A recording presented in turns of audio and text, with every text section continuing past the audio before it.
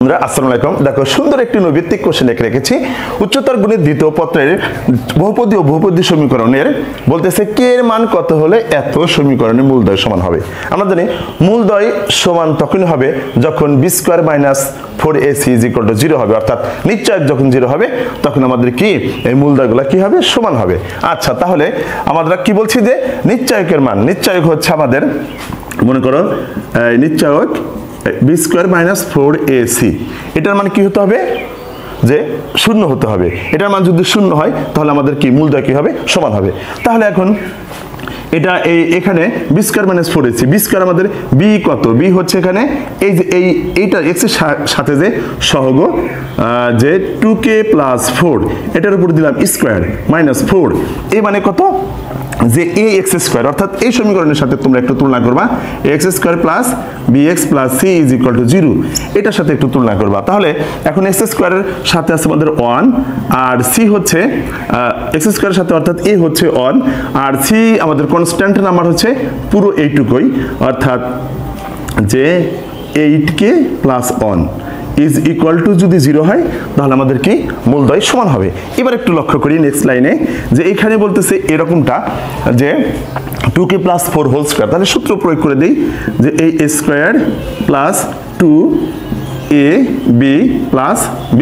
ওকে, এবার এখানে একটু গুণন করে দেব, 4 দিয়ে যদি এই 1 কে গুণন করি 4ই পাবো, আর ওই 4 দিয়ে যদি আবার 8 কে গুণন করি 4 8 এ কত হয় 32k প্লাসে মাইনাসে মাইনাস 4 1 4 = কি 0।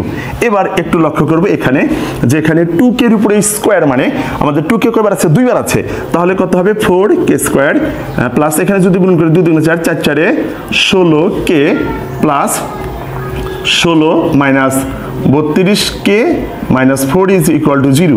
এবার একটা কি যোগ বিয়োগের পালা। দেখো বন্ধুরা একটু ভালো করে লক্ষ্য করবা 4k², এবার এখানে আছে আমাদের 16k, এখানে আছে -32k, তার মানে -16k বেঁচে থাকবে।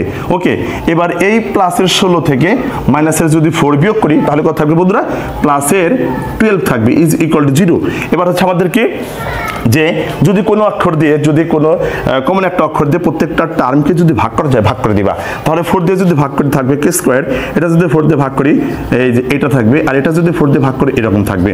ওকে, এখন হচ্ছে আমাদের দেখো মিডল টার্ম রাশির সাথে মিলে যায় যে গুণন করে 3 যোগ করে 4। ওকে, তাহলে একটু কাজ করো যে এই যে গুণন করে 3 অর্থাৎ 3 1 3 আর এই যে একটা আর এই এরকমটা লিখে দিবা। ওকে, এখন একটু কমন নিবা যে k যদি কমন নেই তাহলে এখানে থাকবে k - 3, আর এখানে যদি -1 কমন না থাকবে k - 3।